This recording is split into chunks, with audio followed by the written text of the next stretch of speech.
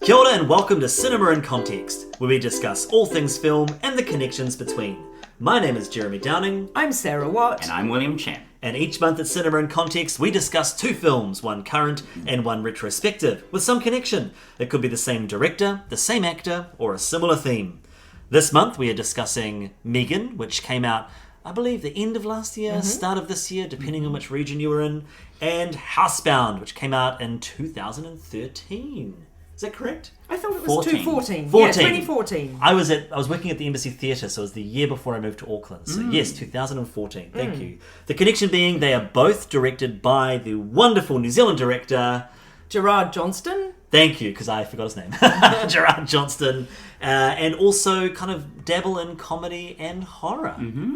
Sweet. Well, Sarah, do you want to give us a bit of a summary of Housebound 2014? Absolutely. I remember seeing this in the New Zealand International Film Festival in 2014 in the Civic Theatre, sitting upstairs and laughing like a drain.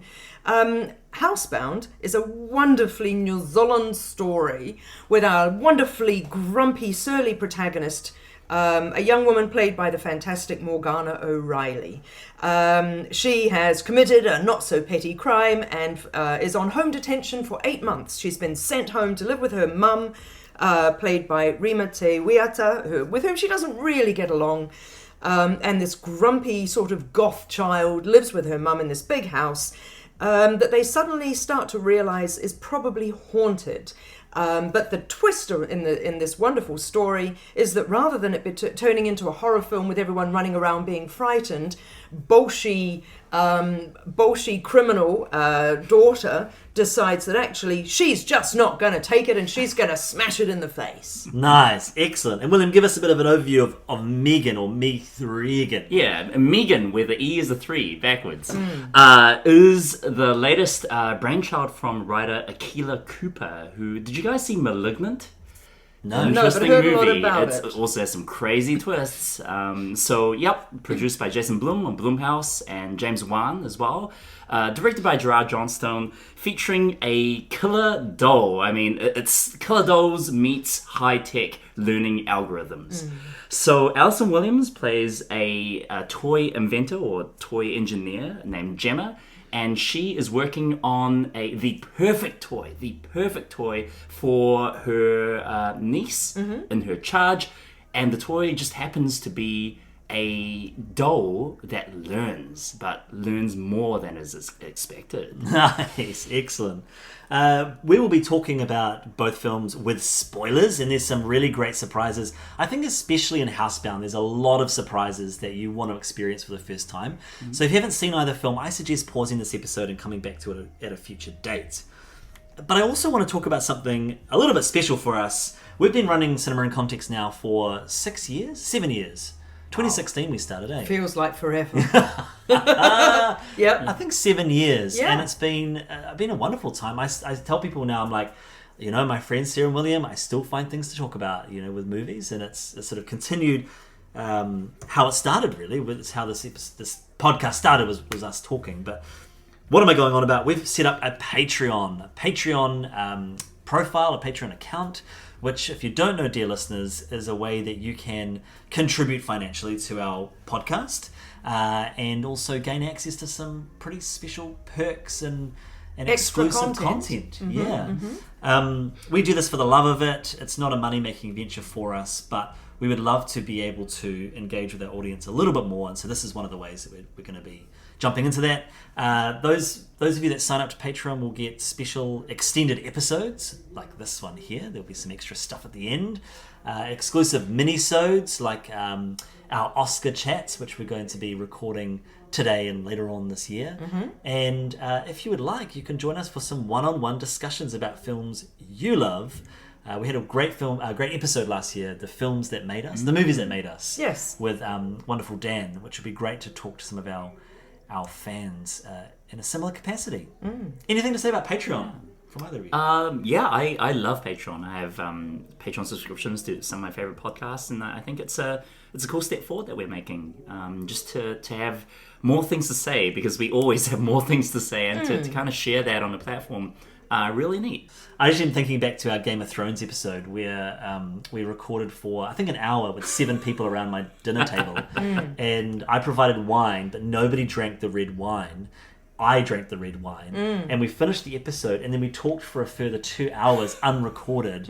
I was quite happy, and I just got a little bit gremlin-y and just kept prodding the conversation to wind it up more and more. Yeah. And I wish I'd recorded that. Yeah. And that would have been great Patreon content. Yes, it would. But alas, that conversation is now gone to the winds. Yeah. You can still listen to the Game of Thrones episode, of course, back from 2018, 2019? 19. Yes. 19. When all dreams were crushed. Yeah. until the pandemic. Talking about pandemic and being locked down, should we jump in with Housebound? Sure. And Right. Stuck in a house, 8 months. Felt very novel, I guess, at the time when this film came out. Yeah, that's true. That's true. I remember when the film came out that my review cited Cabin in the Woods as being an exemplar, perhaps, for taking a genre and smashing it in the face, to use Kylie, the protagonist's words, because I feel as though, I mean, obviously comedy is an intrinsic part of horror, but as I mentioned in the sort of the précis of the film, Housebound isn't massively scary. There are a couple of jump scary moments, but it isn't a horror in the malignant, in the latter sort of, the latter era James Wan kind of Blumhouse way. And it was enormously enjoyable to see the tropes made a bit of a mockery of, as well as just having Rima Tawierta's mother character, who to me, I mean, oh my gosh, I grew up with her on the telly as one of New Zealand's, if not New Zealand's preeminent comedic actresses, and she's absolutely hilarious. And so lightening the tone every now and then means that you can't get super scared about what's going on, you know? I just thoroughly loved Housebound when it first came out. It wasn't a perfect film, it was a 4 stars for me, but it just felt a little bit fresh and a bit innovative. And also having this stroppy, as I keep saying, goth, because that's my era, you know, pre-emo kind of protagonist who's all just like, ugh, about everything, this is dumb, you know, was just super fun. Yeah, I loved Housebound when it came out. I still have my top 10 lists from back then, and this was definitely on it. I had watched it on a streamer back when I was living in the States, and it was just such a blast of energy, really. Yes. Of this very, very Kiwi, very, very down-to-earth take at a horror comedy. And I think one of the best things it has going for it is, you say, Sarah, that it's not super scary, but I think it also takes the horror seriously. Like there's no winking. Well, actually, there's a little bit of winking, but most of the horror elements are taken at face value. And one of the beauties of how the story plays out is that it keeps you, the audience, on your toes, because it keeps changing the genre in very, very minor and almost imperceptible ways. So by the time you reach the end of it, to its bravura ending, it's like, oh, we've come a long way. We've been everywhere. Yeah, it does. It runs you around the houses, doesn't it? Starts off as something almost like Poltergeist, and ends up with maybe a slasher, maybe not. There's a lot of great twists, and I just think the confidence in which Gerard Johnstone and the creators have conducted the changes in tone. That's true. And the progression of both the characterizations and the plot is amazing for a debut feature. My goodness. It's very accomplished. That's how we got the job on M3GAN, was that they wanted someone who could confidently traverse that comedy horror balance, and it's so glorious to see in Housebound. I remember sitting in the theatre. I was at the Embassy Theatre, one of their little theatres downstairs, and it was a mostly kind of middle-aged audience, sort of with their wines and, you know, film festival crowd, because that's what the Embassy sort of attracts generally. And it was such a wild ride. I remember the film ending, and there was this sort of maybe 50-year-old woman next to me, and she just goes, oh my gosh, I can breathe again, because the tension was so strong. And I remember going into the movie thinking, oh yeah, haunted house film, I'll have a good time. And when the reveal happens that there is a man living in the walls, and we don't yet know that he is benign, we think that he's the murderer, that terrified me. That hit me so hard. The thought of somebody being in my house without me knowing is such a a deep fear to the point, and I think I've told both of you the story, where in my previous house there was what turned out to be, this is the twist in my story, a possum in the roof. But I thought it was a person in the roof. And my flatmate came home when I was trying to see how this person got into our roof cavity. And I said, I think there's someone living in our roof. And he said, I heard them walking around at 5 o'clock this morning. I said, well, that settles it. I called the police. Oh my gosh. Wow. I mean, I wasn't watching a season of American Horror Story at the time that did with ghouls in the walls. But I do think Housebound was the germ of that fear. Yes. Oh my gosh, this could be a real thing. Someone could be living in the... Which actually, there are stories from places overseas with people living in the like... air conditioning cavity of their house and crawling out at night and eating their food. I mean, Parasite was all about this. Oh That's my true. gosh, Parasite, true. Yeah. It's a terrifying prospect. And actually, you're right that Housebound does treat that seriously, because that the moment when Kylie is sort of in that weird sort of cavity, and she's peeked through and she's seen Eugene sitting at his computer or whatever, and then she plonks back, and we're looking at her front on, and she is trying really hard to breathe quietly. I viscerally was like, you're going to have to be a lot quieter than that. And I remember that I put my whole body back from the you know what I mean? When you're sitting on the sofa and you lean back away from it. So you're right. It treats it seriously. You're not there just going, oh, lol. Yeah. You know. And that's a hard thing to do. Like, because you want the laughs as well. You want the gross bits. You want kind of the punchlines. Yes. But to pivot between the two extremes, Yeah. that's really impressive. Yeah. For me, the tensest scene in the movie wasn't anything inside the house. It was when the Kylie and Amos, the probation officer, go to the neighbor's house and Yes. are poking around. And Literally Yeah. literally poking. Yeah. It's such a simple setup, Yes. and you know, the neighbor's gonna come back, or he's gonna wake up. But then how they just really, really edge that audience forward. They get out of the house. Okay, Yeah. fine. And she's like, we gotta go back in. I saw something. And she ends up digging into his mouth to try and get the dentures out. Oh my goodness. Yeah. And it happens again after Amos returns by himself with the little flash on the Yes, camera. yes. Amazing stuff. And I know what happens. I've seen this movie before, but my skin was crawling. Yeah. Like a real visceral physical reaction. It goes through so many tropes, like you're saying, Sarah. Like, I've forgotten the Psycho reference until I watched it the other night. And I was like, oh my word, how many of these things? And then the doll, the little, which I guess is a nice link to M3GAN, Yes. but that little fluffy doll with the tape in it. But it's so impressively written in that you don't know you're watching... I guess ostensibly a murder mystery, and you don't even know that you should be looking out for who the murderer is. No. And he's introduced really early in the film. Yes. In fact, he's the first person outside of the family members that is introduced into the scene, into the story, and the probation officer, The the psychiatrist. psychiatrist. Cameron Rhodes, who's brilliant. But in the 11-year gap between watching it the first time and then the other night, I didn't remember the story at all. So I just thought, oh yeah, Cameron Rhodes, he's a good actor, and just went on that ride. I didn't see any of it coming, but it did remind me of Scream. You know how Scream often has there was a crime, there is someone related to somebody who, and all that. So I was mystified throughout the whole thing. I didn't see it coming that it was him. I was like, oh, yep, it's the dodgy neighbor. Oh, it's the guy in the walls. Oh, no, it's, and so on. So And the tidbits that they drop to kind of get the audience on board, it's so well done, because it's not very, very much in your face. It's very subtle. Yeah. It's like brief glimpses of newspaper cuttings. Yeah. Or the, the tape recorder that keeps coming back from the doll. And it's and that's so creepy, yeah. right? That is so... It's like, beat Eugene. Like, Yeah. oh my goodness. Like Sixth Sense. That's Sixth Sense kind of stuff. Well, that right? reminded me of The Sixth Sense. Yeah. That's Yeah. right, which Or I'd only... The Orphanage. The Orphanage is another one where Well, they... definitely in The Sixth Sense, when Bruce Willis is... And I only rewatched it the other day, again, after a long absence.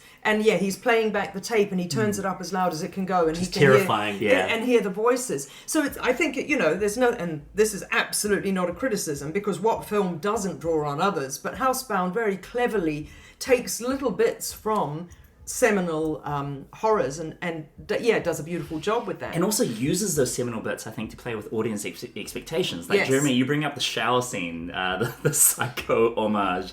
And I remember watching it the first time and just cracking up, because it's immediately preceded by the killer doll. Yes. And she, you know, literally beats the stuffing out of it. Yeah. And it cuts next morning, she's in the shower, and you see the door open, and you're like, oh my god, the doll's back, the doll's back. Yeah. And it's so funny, like, because you know, as a horror audience, you know what to expect. Yes. But it's played completely for laughs. Yeah. I mean, it's also funny on rewatch because you know that it's Eugene just trying to be friendly, which is so pathetic and so weird. Yeah. And there's a few moments where I do think you have to suspend disbelief because he kind of does try to attack her in that first interaction. Yeah. And you're like, okay, what's the logic behind this now that I know what the story is? But there's enough, ambiguity in there to kind of make up your own mind. Yeah. And just you're talking about that moment as well, Sarah, where she is freaking out and trying to keep quiet in the wall cavity. And I think it's occurred to me, she is this bolshy, bold, confident, stroppy character. We've seen how bold she is at the start of the movie. Yes. Blowing up a flippin' ATM. And just the way that she's nonchalantly kind of going through the court system.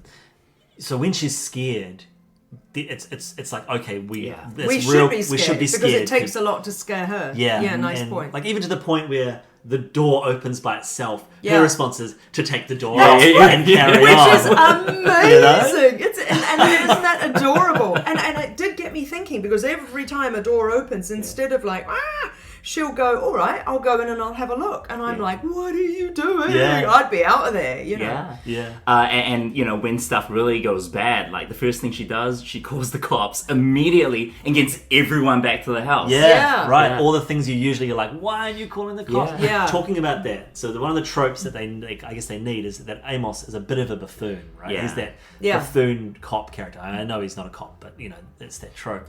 But he's so likable. And he's very smart. He adds so much to her story that's real. Yes. He's like, you should really do these things to Yeah. help this That's right. medicine. Well, did it occur to you that maybe they just want you to listen to them? So, absolutely. And you're like, oh my gosh, this is Psychology 101 if you're dealing with ghosts. If you're haunted, find out what it needs from you, which is, again, a sixth sense kind of idea as well. These dead people aren't actually trying to terrify you, but they need your help. Which is beautiful. I think with Amos, maybe it comes to one of my main criticisms of the movie, which I think his character is a little bit too convenient. I think he feels very much like, the manic pixie dream guy. Like he has everything that the main character needs to self-actualize. Yeah, true. He provides her with the backstory. He just happens to be a paranormal investigator. But I don't super mind that if it drives everything forward. And there's a lot of fun. Yeah. But it just seems, again, watching it again, knowing that this isn't actually a paranormal story, it's like, that was, very, very convenient. I think there is that moment where they bring up the haunting to him down in the basement and he instantly changes into that paranormal moment. Yes. And I agree with you, William, but I also agree with you, like it's not a huge issue for me because it keeps the film tight. It keeps it moving forward and it gives her one character to kind of express her desires, her feelings, her goals. I think it's entirely appropriate actually because this isn't a serious film. This film isn't pretending to be realistically horrific in the way that those Patrick Wilson films, what are those ones, Insidious and whatnot are. Do you know what I mean by realistic, right? That's all played very seriously and I think it is appropriate. And if you think about Scream, there's always someone who says, oh, well, did I mention that actually my mother was murdered by a serial killer and la-li-la, and you're like, well, that's not very real. How many people have that anecdote in their back pocket? But, everybody's got a... So actually, I think that's part of the charm, is that this parole officer or whatever he is suddenly goes, well, actually, here's something I know a little bit about. I also really like there's no romance. There's no hint of, he just finds her a little bit rude and a bit annoying. So I love the fact that there's none of that kind of like, I wonder if he survives the film because of test audiences. Like I wonder if they would do a test. I did think he was going to die. Yeah, because he does get kind of smacked in the head by a murderer, but we know he's alive because of that wonderful scene at the end with the camcorder and we see all the characters alive. But also Eugene, the fact that she goes, Eugene, you see Eugene gets like that's through the middle. There's That's no way he would have lived. And there's actually no way that poor old Graham would have lived having had the shears through his chest. That scene, and also the description of him as what, a cabbage in a cardigan? In a beanie, or no. What was it? It was like, Graham, but he's just a cabbage in a polar fleece. That's right. Oh, and he's so sweet because he then has. Well, I don't talk very much, but la. It's adorable. Their relationship is wonderfully paid off. And you don't need any words. I mean, he wants her to fix that thing that she broke. Yeah. And she's like, oh my God, I'm going to be here for 10 minutes. 10 minutes. Yeah. And it's frightening. Actually, but it's then very genius. That's enough time to get you to see them starting to mellow, for the relationship to start to be built, so that when she ends up stabbing him, there's stakes. It makes sense. And of course, that immediately becomes a horror comedy moment, where she's just squirted in the face with squibs. Oh, yeah. So good. But you see, realistically, that's so much blood / tomato sauce / paint or whatever. There's no way he would have lived. So the fact that they bring everybody back at the end is absolutely fine with me, because the whole thing is ludicrous. Yeah. And therefore, I don't mind. It's quite lovely as well, the beats that it takes for her character to change, because that sequence where she decides to help him with the lamp, the uncle that gave the thing, is the scene where there's a scene where she's watching TV and she's like, the mother's desperate to watch Coronation That's Street. right. Just wonderful. Yeah. Oh, please. It's only 2 hours a week, Kylie.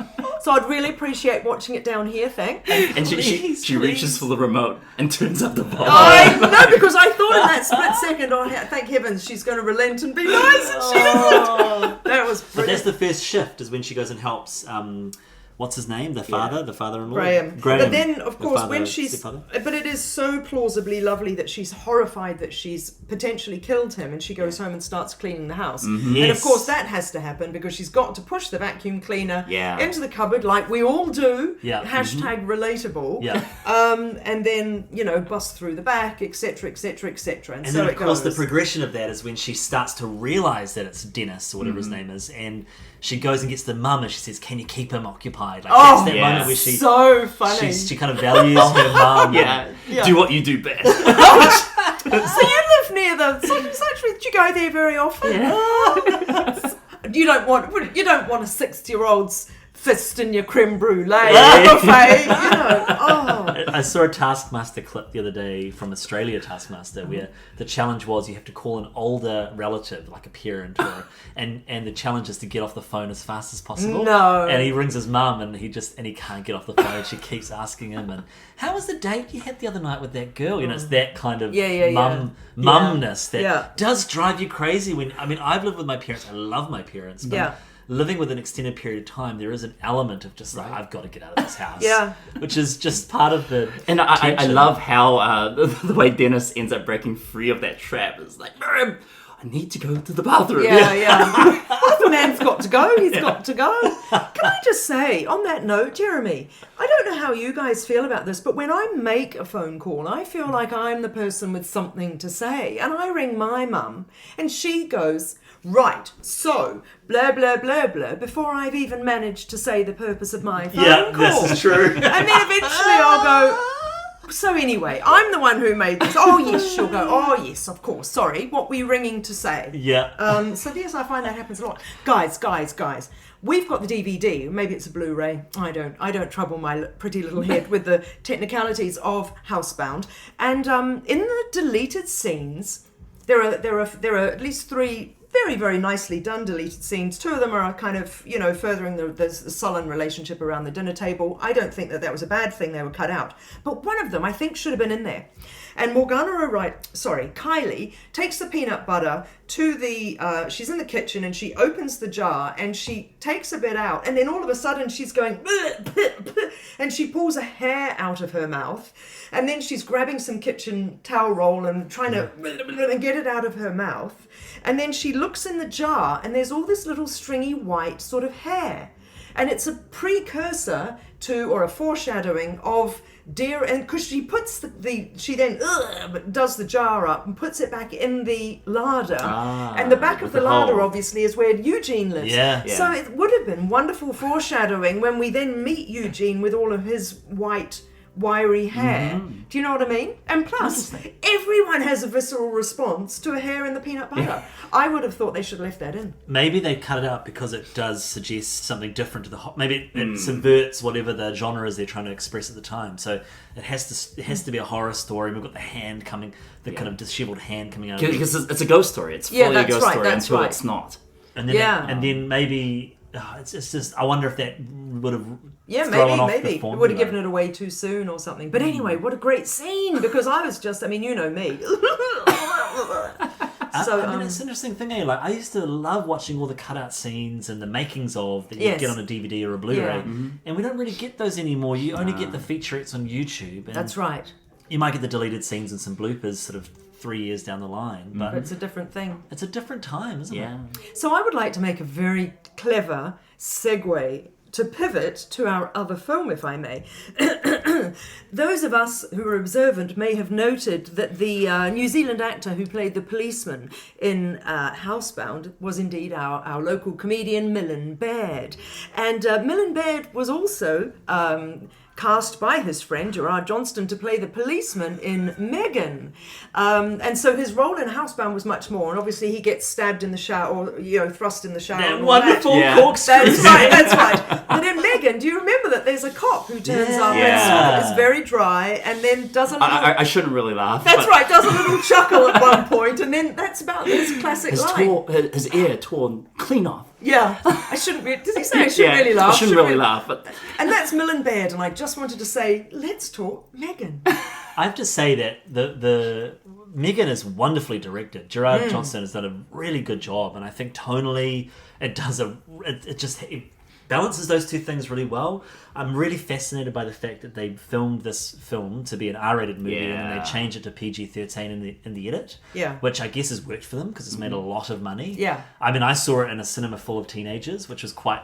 Initially I was worried, but it was quite enjoyable to watch a horror film with sort of young ones kind of screaming. Did they respond well? Yeah, they were squawking and screaming and things. The script itself, and we can talk about this, is pretty straightforward. It's not very surprising. All the things you think are going to happen are going to happen, but I think it's really well put together. Yeah. I don't know how you feel about it, but I had a good time. With the script itself, I think it's fine. I had an okay time with M3GAN. I thought I would enjoy it a heck of a lot more, and I think so much of that comes down to the fact that they neuter the heck out of this movie. And I know there is an unrated cut coming out. I hope that's a lot more fun. But what makes movies like Housebound work is that the violent punchlines are so in your face. Yeah, true. Building stuff up and boom. Whereas M3GAN, you don't have that, and there isn't that payoff. Okay, sorry, that's not true. There's a little bit of that, where the kid gets hit by the car and his ear comes off and stuff like that. But to not show the kid... I mean, it's just... Maybe I'm bloodthirsty. I don't know. But to not see the impact, to see his shoe flying and as an indication of this is what happened, I think really cuts the movie off at the knees. Right. And it came off, like, all the kills were really unsatisfying. But it was very palatable. I would say the other side of that coin is it was very palatable, but yes. But I think for me, that means that both the horror and the comedy aspects just don't work. Right. They really don't work for me. There's a scene where, and we'll talk about her later on, where the lovely Laurie Dungy is killed... In the garage. My personal friend, Laurie Dungy, is killed in the garage. Yeah. And it's like, come on, this should have been a highlight of the film. Sure. But it's not. No, that was schlocky, and it felt like... You notice how actually both films hark back to The Frighteners and Bad Taste and Brain Dead and all that. And as you mentioned, harking back to Housebound, but yes, when the blood is coming out of poor old Graham, you know, it looks like Peter Jackson-esque. Or the final head explosion. Right, exactly. So... Yes, M3GAN's deaths. Well, actually, I'm mainly thinking, I suppose, of the Laurie Dungy one. But because there's also Ronnie Chang gets stabbed through the back, and you don't really see it. The blood's kind of in shadow. But there's blood in the trailer. So my friend Stefan, who plays the nerdy sidekick of the main big boss, he in the trailer he's in the lift and he gets covered in blood. And there's no blood in the movie over him. So they must have just kind of CGI'd out all the blood. Wow. Yeah, and I think, and you don't see him die either. It happens off camera, but I think you probably would have seen him die too. Interesting. Okay. So it must have been a later decision to kind of, again, make more money, make it more palatable. And like I said, it worked. Like, it made a lot of money in the States. Yes. Yeah. It's getting a sequel. Younger people are able to watch it. Yeah, which I think is an interesting... The sequel has to be called M3GAN, right? It has to be. Yeah. It's true, M3GAN. Oh yeah, I think with an at. Oh, with an at, Meg-at. Or maybe, I was thinking 4, like, you know, the Yeah, Taken movies, like Taken 2, yeah. Tech 3N and T4 Ken. Yeah. Would then the fifth one be Megan with the G as a 5? Is this what we're talking about? I don't really know. You're getting technological on me here. I don't know. I really liked M3GAN. Again, it was a 4 out of 5 stars for me. I, as you know, am not massive about all the gruesomeness. Like, I did not watch Hereditary, therefore I did not have to watch beep. Don't spoiler, but I think if you've seen it, you all know. But do you know and this is so unfair. My main issue with M3GAN was the fact that, and it can't be helped, it's not a criticism at all, but the houses and the places, which were very well location scouted to be generic America, looked like Seattle. New Zealand. Right. And I guess if anywhere in America, you know, the suburbs of Seattle, I guess maybe, you know, whatever, Pakuranga or somewhere like that. But I noticed things like the light switches were our way round, and the Americas, true. and the door handles and everything just looked and felt New Zealandish in the way that Housebound does. Oh my and look, gosh. it can't be helped at all. And, you know, the most of the world who are watching M3GAN and who are loving the film couldn't care less and won't They notice, think and it's that's Seattle. fine. Right. We'll think that that's fine. But it's just funny, I think, when you're from the country that the film was shot in, and those familiar, like the light is very different in New Zealand as well, right? So the light in a New Zealand movie, the sunshine and whatnot, feels quite different, and I found that ever so slightly distracting. And then I was thinking, wow, Alison Williams came down here to film some stuff, you know, and so on. But anyway, that aside, I liked M3GAN because I found it sinister more than scary. And I loved how Mary Elizabeth Olsen, the doll. I mean, hello. I've heard him interviewed about how he wanted the doll originally to be skinnier and have long dark hair, Right. which might have been a bit Ringu, which would have been Orcs.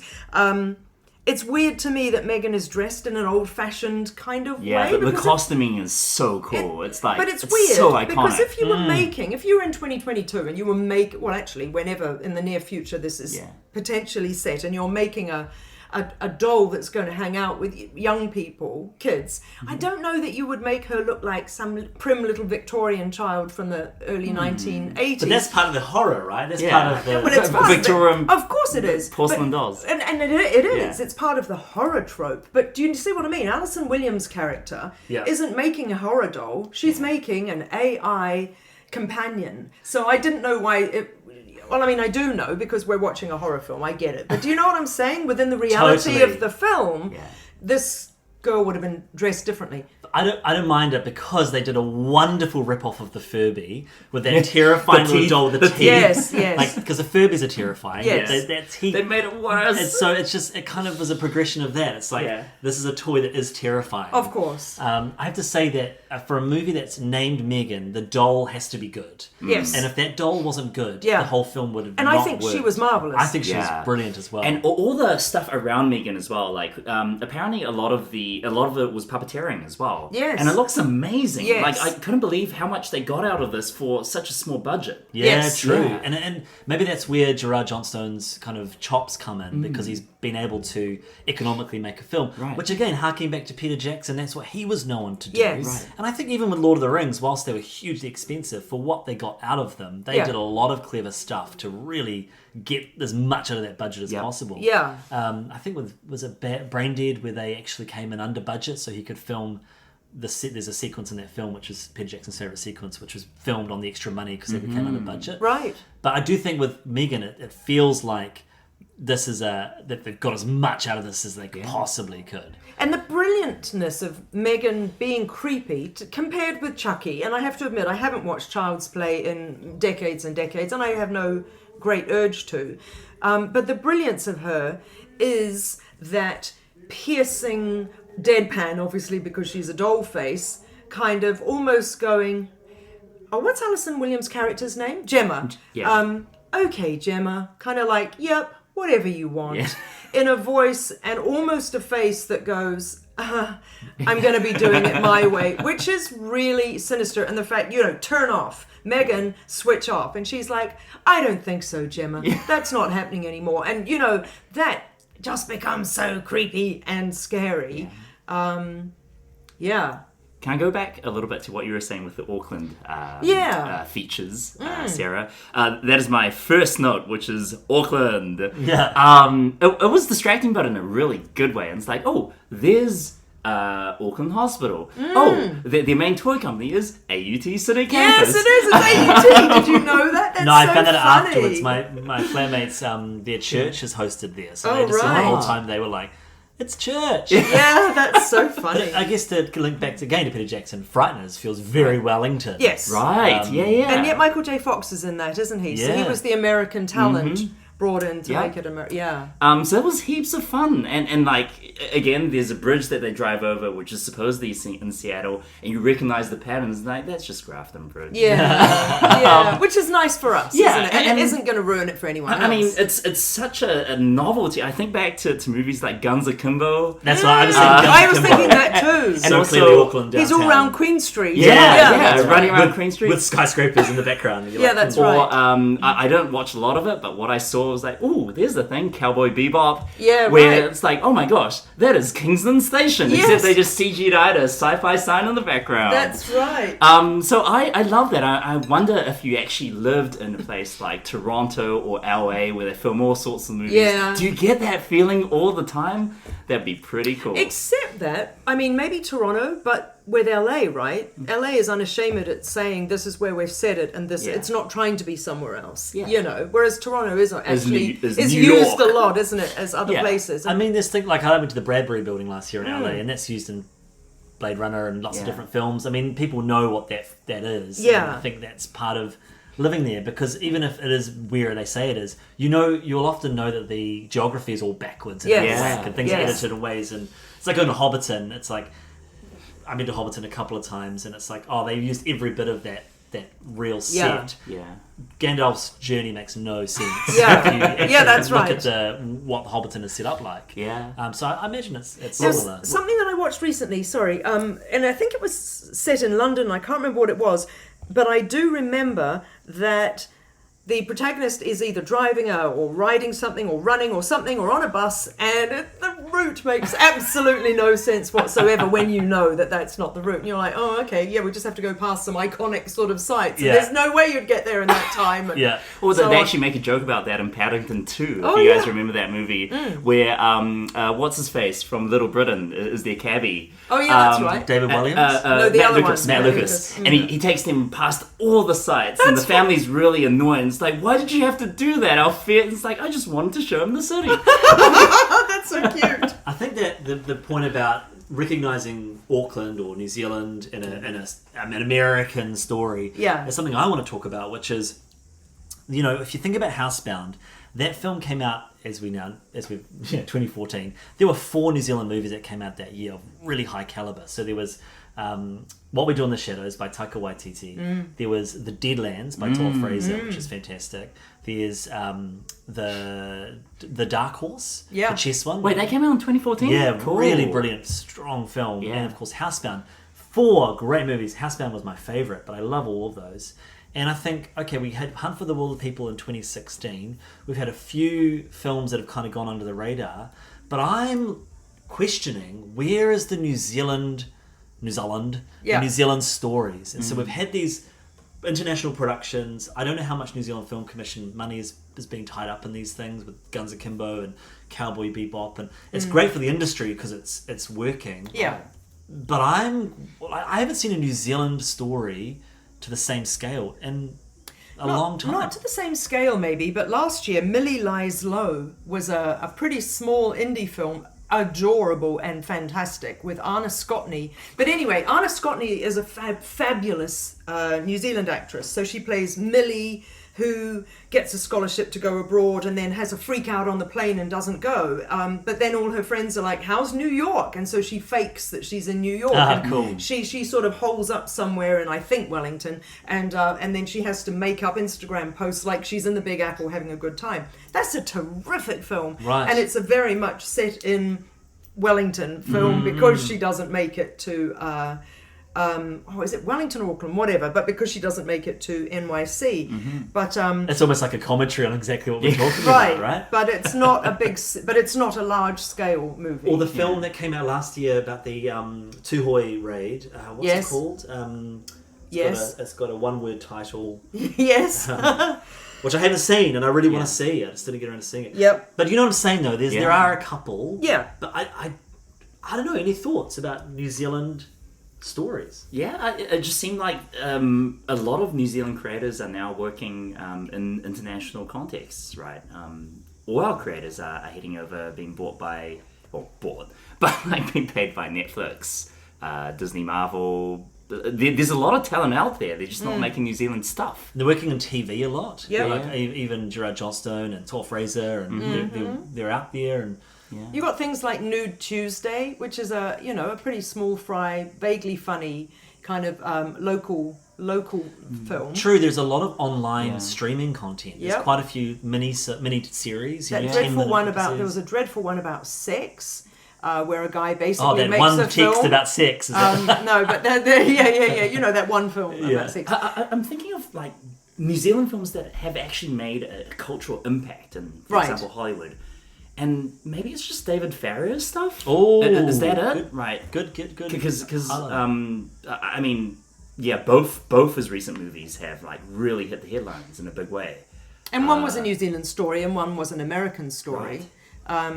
And as we know, because we've talked about it, he regrets making the New Zealand story to some extent because it ruined Mr. Organ. Was devastating for him. But once you're in, you're in. So kind of kept going and produced that film. And that was definitely a New Zealand story, although it did have obviously a universal application because it's about a type of person. It's just interesting. I want to know what's going on at the New Zealand Film Commission because has there been a policy shift? Has there been a strategy shift? Or are they just doing what they've always done? And the landscape is so flooded with content, we're just not noticing it. Did they end up giving up all their money to Amazon? or maybe they got their funding cut because I know there's a huge Creative New Zealand funding cut that's happening for a lot of my friends working in the arts at the moment. But it's a different time to around the late 90s or the 90s and early 2000s when we had a lot of really great content, and then there was sort of this burst again in the 2010s. Yeah. I was talking to someone yesterday who's got family that works in the film industry. 5 years, it was like a 5-year drought of work, kind of leading up to the pandemic. So I don't know, it's just interesting to me that we've got this really strong New Zealand film, Housebound, and a year of a whole range of strong films. Yeah. And I just haven't seen it kind of since. In terms of comparisons, can I just note a couple of things? Jump in. Because I appreciate Gerard Johnstone didn't write M3GAN, but as we know, he was allowed to have quite a lot of creative input into it, which is marvellous. So it wasn't like he was just a director for hire. But anyway, script-wise, I think it's interesting. Both films are about a troubled young woman who is sent to live with their mother or their aunt, but sort of regretfully or regrettably. Can I just say that the way that the poor girl loses her parents is such a cliche. I love that scene. I don't know about you guys, but did the dialogue and I don't. It was quiet. I don't mean to keep harping on M3GAN because I think it's fine for what it is.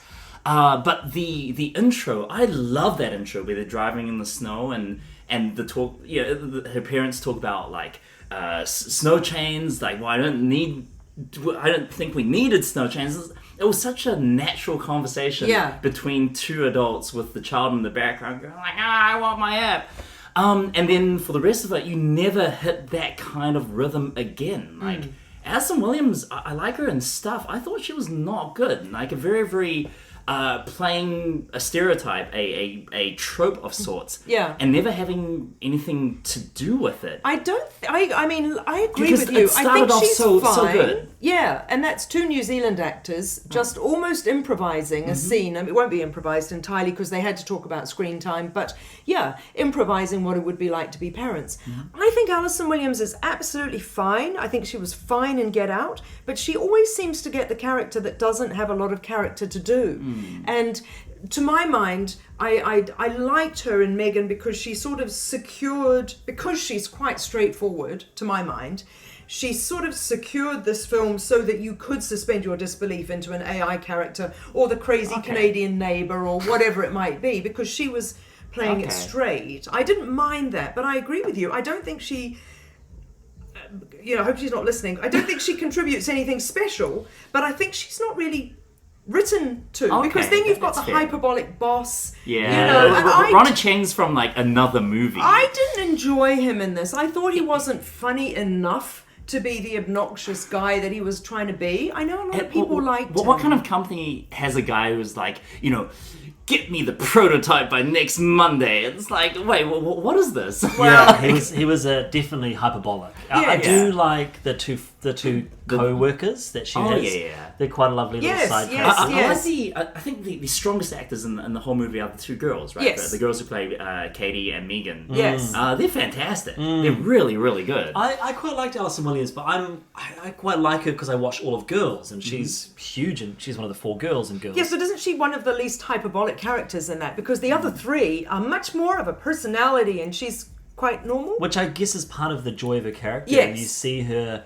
get into situations where she sort of thinks she's above it all, and she's one of the messiest characters in the show. Right. So, I don't know, I've always really enjoyed that style. And then when you watch Get Out, and she's kind of this plain Jane character, but of course she's not. Yeah. I enjoyed that. And so for this one, I don't know, I just sort of enjoyed...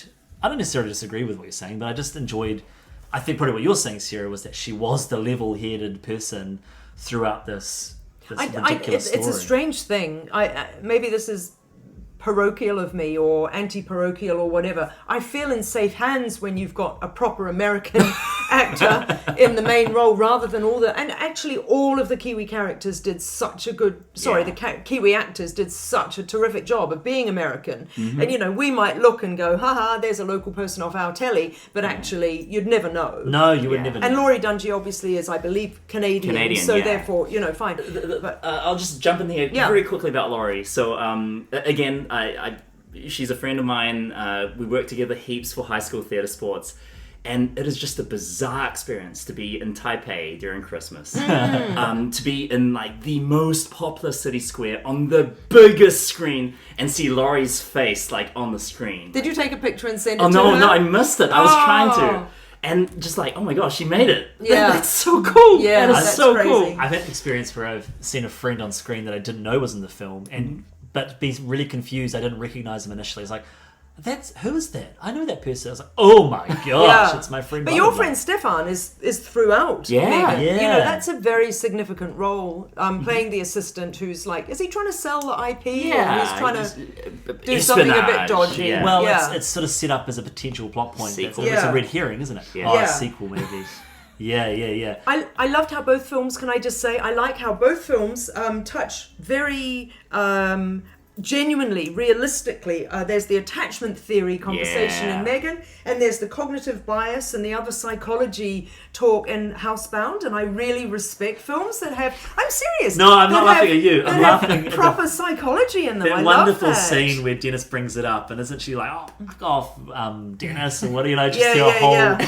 Kylie's demeanor against Dennis, it is so great, especially when you know he's the murderer. It's like, you go, Kylie. Yeah, I like the strong female leads as well. Both films are a girl and a mom, or a girl and an aunt, and they're all tough characters. Yeah. And the men are supplementary, but I really like that as well. The whole thing with the attachment theory, like that whole scene where the board are sitting around and seeing Katie interact with M3GAN, and then it's repeated where the psychiatrist is sitting in on it, and it culminates in Katie slapping Gemma. Yeah. I thought those were probably the highlights of the movie for me. Amazing. Like, really, really good stuff, and kind of gets to the crux of what the movie is trying to say about technology, right? Yeah. Like, you talk to parents about how a screen is a godsend. Yeah. About how... A babysitter. Yeah. And you see it, right, in small children, like, they're bouncing, like, literally bouncing off the walls.